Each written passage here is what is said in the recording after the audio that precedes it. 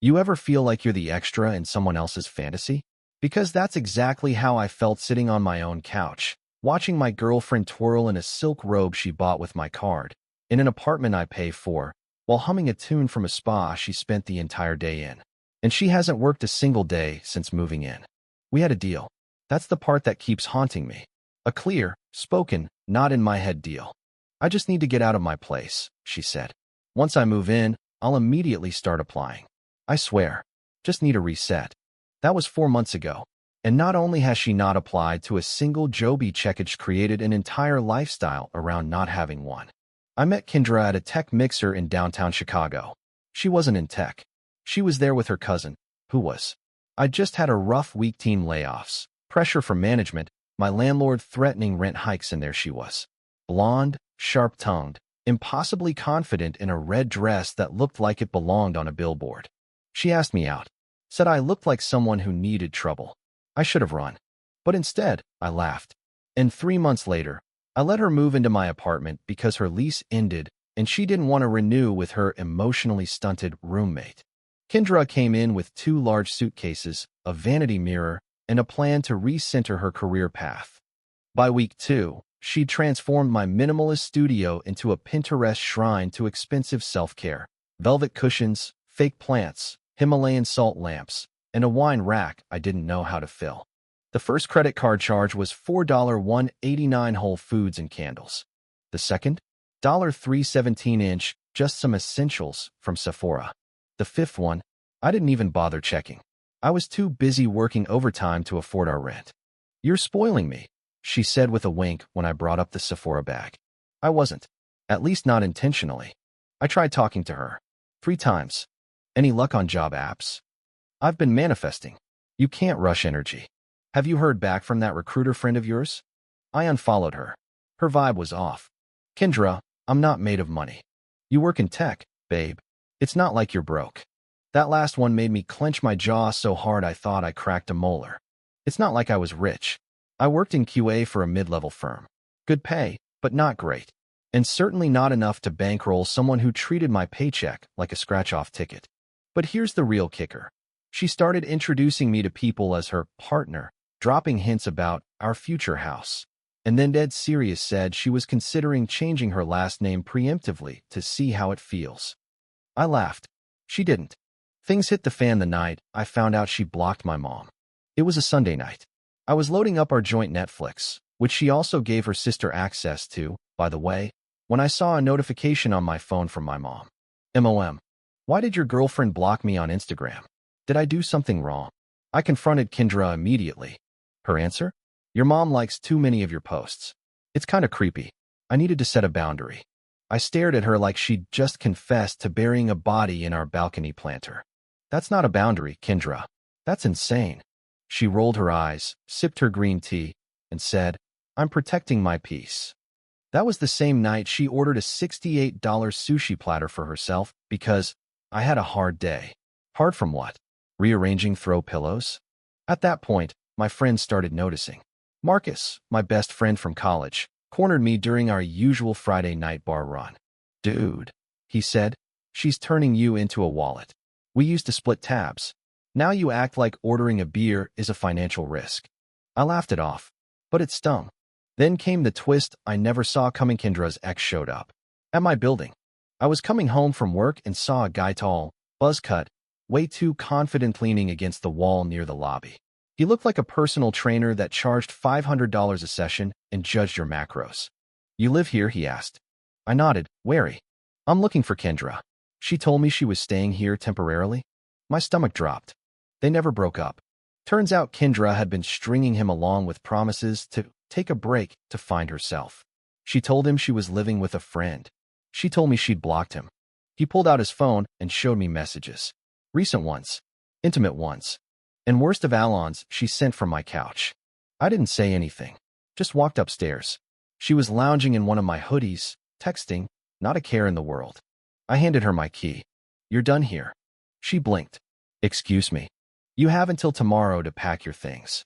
She started laughing. You're kicking me out? Because my ex is insecure. No, I said. Because I finally realized what this is. And I'm not funding it anymore. She moved out 2 days later, but not before clearing out half the pantry, two of my shirts, and the expensive speaker I bought last Christmas. Said it was payment for emotional damages. Now she's back online, posting vague quotes about men being threatened by feminine power, and real queens don't settle for peasant energy. Meanwhile, I'm rebuilding my savings, reclaiming my peace. But every once in a while, I wonder, was I the jerk for letting it go this far? For trusting someone who clearly never planned to keep her word? Or for wanting love without having to finance it? The night Kendra left, the apartment felt like it could finally breathe again. No more eucalyptus oil diffusers puffing in every corner. No more chill wave music looping on my speakers. No more chirpy, passive-aggressive comments about how drained the masculine energy in this space feels. She was gone, but somehow, the ghost of her entitlement still lingered in the seams of my couch. I spent the next morning cleaning. I found a pink velvet bra under the sink. Why? An opened but never used tarot deck wedged behind the radiator, and a silk eye mask she'd left hanging on my closet door like a taunt. My groceries were gone, all of them. I had half a jar of mustard left and some soy sauce packets from takeout. As I threw out the last of her herbal teas, a message pinged. It was from her cousin, the same cousin I'd met at the tech mixer. We'd followed each other on Instagram back when things were new with Kendra. Her name was Renee. Renee. Hey, I heard what happened. I just want you to know, none of this surprises me. I warned her not to pull this again. I'm sorry. Again? That word lit something up in me. I replied. Me? Wait, again? She's done this before. What came next made my stomach turn. Renee called. Said it was better to explain over the phone. Her voice was tired but direct. Apparently, Kendra had a history of doing exactly this. She would meet someone promising, attach herself quickly, love bomb the hell out of them, move in under the guise of finding her truth, and then spend their money until either the well dried up or the guy snapped. She calls it divine compensation, Renee said flatly. Like the universe owes her a life of comfort just for existing. I asked why no one warned me. I tried, Renee said. But you looked so smitten. And honestly, you're not the first guy who thought he could fix her. She's charming until she's not. After I hung up, I sat in silence for a while. All the signs had been there. The way she refused to answer direct questions. The mood swings. The guilt trips.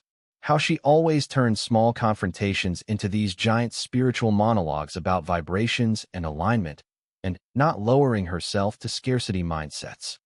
It was never about us. It was always about her. I told myself I was done. I had closure. I dodged something worse. But then, 2 weeks later, I saw her again. At Trader Joe's. She was holding a basket full of pre-cut fruit and oat milk and some tiny imported crackers. And she wasn't alone.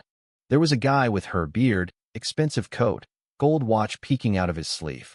He looked like the kind of man who drives an electric Porsche and doesn't check his bank balance. She saw me, smiled, walked right over like we were old friends. Ethan, wow, you look healthier. Like something heavy lifted off you. I was stunned. Half of me wanted to walk away. The other half wanted answers I knew she'd twist. You left owing me nearly $2,000 in charges, I said. You took my speaker. You never paid rent. And you never even apologized. She blinked. Then, with a bright, faux sincere tone, she said, you invited me to live with you. And I never asked you to pay for things. You offered. That's on you. I opened my mouth, but the new guy walked over. Everything okay? He asked her. She slipped her arm through his like we were in a movie. Oh, just catching up with an old friend, she said, shooting me a wink. Then she turned and walked away. I stood there in the frozen section, holding a box of tamales I didn't even want anymore, feeling like the biggest idiot on earth. That night, I did something petty. I made a TikTok. I didn't name her. I didn't show her face. But I told the story. The job promise, the spa days, the speaker theft. The comment about divine compensation. It blew up. Overnight. By the end of the week, it had nearly 600,000 views. Comments poured in. She's a professional moocher. Run. Bro, the divine compensation line sent me loudly crying face. Modern day grifting in heels. Wait, was she blonde with a butterfly tattoo? I think I dated her too skull. One comment hit different. She did this to my brother. She even took his dog. I messaged the commenter. Turns out Kendra had briefly lived in Portland, and yep, same MO love bomb. Mooch. Gaslight. Bounce. This girl was a one-woman recession. Now the story was gaining traction outside TikTok. A local podcaster DM'd me, asking if I'd come on to talk about financial abuse and modern dating. I declined. It felt messy, too raw. I didn't want to become the poster child for getting duped. But the story wouldn't stay quiet. Someone made a Reddit thread about it. Then an Instagram gossip account picked it up. People started comparing her to the infamous Tinder swindler, except she wasn't stealing, not legally. She was just using people and calling it feminism. I started getting texts from friends I hadn't talked to in years. Yo, is this about Kendra? Man, I remember her. She always made me feel poor. She tried flirting with my boyfriend at your housewarming. I thought I was crazy. Each message added another layer of clarity. And shame. How'd I missed it all? Then came the final blow. My boss called me into a meeting. I saw the video, he said. My heart stopped. I just want to say good on you for speaking up. My ex-wife pulled something similar. Financial abuse doesn't get talked about enough. If you ever want to write about it for the company blog, let me know. I sat there blinking. The whole world had flipped. But here's where the twist really lands. 3 weeks after Trader Joe's, she texted me. Kendra, hey, I think I left my chakra stones at your place. Mind if I come get them? I stared at my phone for a solid minute. Then I replied. I fed them to the vacuum. They're aligned now. Blocked her. Again. Still, I couldn't stop thinking about her. Not because I missed her, I didn't. But because she made me question my own instincts. I kept replaying our first few months. The way she seemed so self-assured. So put together. So deep. I thought I was lucky to have her. And that scared me more than anything. Because if I could fall for someone like that, what did that say about me? A week later, I went to dinner with Marcus and his fiancée. She brought her friend Julia. Julia was an accountant, funny in a dry way, and had this refreshing habit of not turning every sentence into a mystical metaphor. We split the check. No drama. Later that night, she texted me. Glad we met. You've got good stories. Even the train wreck once. I laughed. Maybe not all wrecks end in fire. 2 months passed. Kendra faded into the background noise of my life. Like an old ringtone I'd once found catchy, but now flinched at. Her absence became a kind of silence I filled with cleaning out my fridge, patching my bank account, and rebuilding the version of me that didn't second-guess every damn instinct. And then like clockwork she came back. Not physically, not at my door. But she returned in the way these types always do. As drama in someone else's life. It started with a DM. This time from a username I didn't recognize at Danny Knows You. Danny. Hi. I hope this isn't weird, but I think I'm dating your ex. I blinked at my phone. It was 11:32 p.m. I was halfway through a rerun of Better Call Saul with a bowl of cold pasta in my lap. Me. Kendra. Danny. Yeah. Blonde. Into astrology? Yoga? Says she just got out of a toxic relationship with a tech bro who stalked her. There it is. I didn't want to be petty or vindictive, but I did want to protect this girl. And honestly, a part of me wanted closure, validation that what I experienced wasn't a one-off fluke, but a pattern. So I agreed to talk. We hopped on a quick call. Danny was younger, 25, freelance graphic designer, living in a tiny studio near Lakeview. She sounded tired. Already. She said you demanded she pay rent while she was in a healing phase, Danny said, and that you tried to trap her into domesticity. Her words. I laughed sharp and bitter. Let me guess, moved in. Danny hesitated.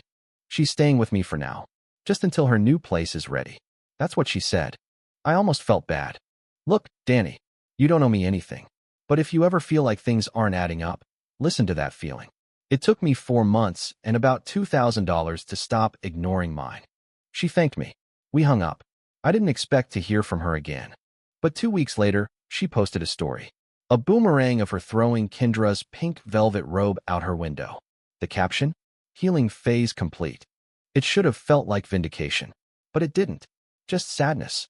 How many people would she pull this with before someone stopped her, before she actually looked inward? Meanwhile, I was trying. Really trying to move on. To date again. To trust myself again. And I kept seeing Julia. What started as casual turned into weekend brunches, late-night Mario Kart tournaments, and conversations that didn't feel like I had to pass a vibe check to be heard. One night, we sat on her balcony, legs tangled, cheap wine in hand. She looked over at me and said, "You know you're not as broken as you think you are." I blinked. What makes you say that? She shrugged.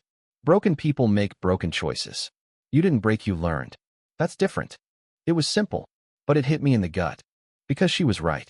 I hadn't crumbled. I hadn't let Kendra ruin my idea of partnership. I was still just a version with better boundaries and receipts.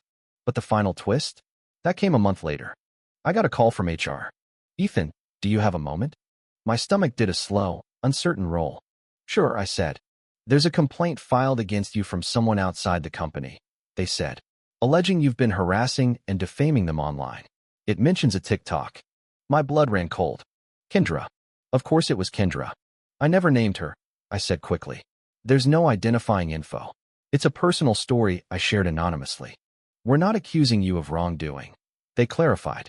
But legal's just doing their due diligence. You're not in trouble, way, just need to make a note in case it escalates. I felt rage boil under my skin. She'd weaponized the system. Again. Later that night, I got an email. Subject, cease and desist.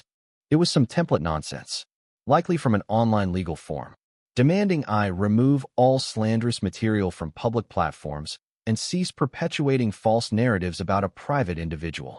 I didn't respond. Instead, I forwarded it to a friend from college, Emily, who'd gone into law. She called me laughing. Ethan, this is trash. She can't sue you for telling your story, especially not anonymously. Let her try. That's when it hit me. She was trying to scare me into silence. Again. So I did the opposite. I made one more video.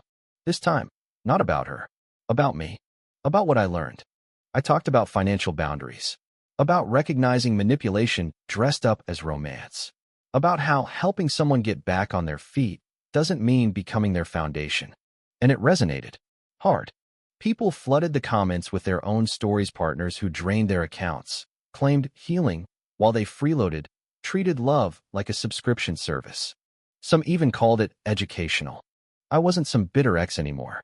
I was someone who'd lived through something and came out clearer, sharper, maybe even stronger. Months passed. Julia and I moved in together.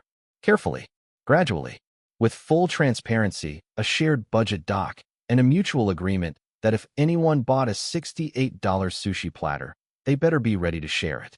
She made the space feel warm but not smothered. There were candles, sure, but ones we picked together. No one was manifesting anything other than steady paychecks and healthy communication. One Sunday, while sorting through old receipts, I found an old note tucked behind a folder. It was from Kendra, written early on, probably in the first week she moved in. It read, "Thank you for giving me space to be soft. I haven't felt safe like this in years." It hit me like a punch. Because I had made her feel safe. I had been good to her. But she didn't want partnership, she wanted a pedestal. And when I stopped holding her up, I became the villain in her script. I burned the note. There's something freeing about letting go of a story you didn't write, but got cast in anyway. Now, when people ask about her, I just say, it was a lesson, not a loss. But sometimes I wonder what would have happened if I hadn't spoken up, if I'd kept quiet, if I'd let guilt win. Would she still be curled up on my couch, living her spa day fantasy on my dime? Would I still be waiting for the promise she made that she'd find a job, pull her weight, meet me halfway? Thank God I'll never have to find out. 6 months after Kendra had walked out of my life, in my hoodie and with my speaker, let's not forget, I found myself on the other side of something I didn't have a name for at first, peace. Not the kind you fake with a smile or you try to stretch out through yoga poses and scented candles, but the kind that settles into your bones when no one is draining you without ever giving back. I hadn't heard from her in months. Not a DM, not a mysterious Venmo request, not even a subtweet. I figured she'd moved on to her next host until one rainy Tuesday evening. Marcus called me. "You're not gonna believe this," he said, laughter buried under something more complicated. "What?" "Check your email." I forwarded something. I opened it. An invitation to a GoFundMe. Help Kendra find her feet after spiritual burnout. I kid you not. That was the title. I clicked through. The page was pink and littered with flower emojis and spiritual jargon. The description read like a diary entry written during a full moon. After years of emotional abuse and spiritual silencing by narcissistic partners, I am reclaiming my voice and seeking support from the sisterhood and community who believe in feminine awakening. I am currently in transition after releasing a toxic living arrangement and am without housing, sacred space, or resources to align with my true path. The goal? $10,000. She'd already raised $3,200. From strangers, there were messages like, "Stay strong, Queen Sparkling Heart. Men who fear your light don't deserve your fire. You're brave to ask. Rooting for your rebirth." I stared at the screen. I was stunned not even by the audacity anymore, but by the sheer genius of it. She'd found a new hustle, monetized victimhood. Marcus whistled into the phone. "You think I should start a GoFundMe for being emotionally manipulated into carrying IKEA furniture for a woman who said Mercury was in retrograde?" I laughed, for real this time. Julia, who was cooking in the kitchen, peeked her head around the corner. "What's going on?" I told her, showed her. She blinked, then said, "You know she's going to burn through that $10,000 in 4 weeks, right?" "3," I said, "if she finds another spa." That night, we poured a glass of wine, toasted to divine compensation, and let it go. For real this time. But here's the thing. The story didn't end there. Not really. Because one morning, about 2 months later, I got another message. From her. It was 6:45 a.m. I was brushing my teeth before heading to work when I saw the notification. "Kendra. Hey, I'm reaching out because I've been doing some deep reflection, and I just wanted to say I'm sorry." It was short, uncharacteristically so. No glitter. No crystals. Just 3 words I never, ever expected to hear from her. I sat with it for a long time. Julia noticed I was quiet at breakfast. "You okay?" I showed her. She read it, then set the phone down. "What are you going to do?" "I don't know," I said. I never thought I'd get an apology. But the more I thought about it, the more I realized I didn't need it. Not anymore. She was sorry. Fine. But I didn't owe her anything in return. Not forgiveness. Not closure. Not even a reply. So I left it on read. And I moved on. Because some apologies aren't about healing. They're hooks. And I'd finally learned not to bite. Fast forward to now. Julia and I are engaged. She proposed. On a hike. With a ring she picked out with Marcus and paid for herself. I said yes before she could finish the question. We're not perfect. We argue about dumb things like whether or not to get a dog, or how many throw pillows a couch actually needs. She says 6. I say 1. But we talk. We meet each other halfway. We don't keep score. Sometimes, when I tell our story at parties, someone inevitably asks, "Why is this the girl from the TikTok?" I laugh. "No," I say. "This one stayed when things got hard. And she's never asked me to fund a vision board." People usually laugh, and I move on. But inside, a quiet part of me says a quiet thank you. For the storm that passed. For the lesson I didn't want but needed. For the woman who walked out so that someone worth staying for could walk in. And that's the real twist, isn't it? We think the villains in our stories break us. But sometimes, they build the parts of us that no one else could. They show us our weak spots. And in doing so, show us how to make them stronger. So if you're reading this and you've been used, or manipulated, or drained by someone who treated your kindness like a debit card, let this be your sign. You're not broken. You're just done giving to people who confuse love with leverage. And you're going to be okay. Scratch that. You're going to be better.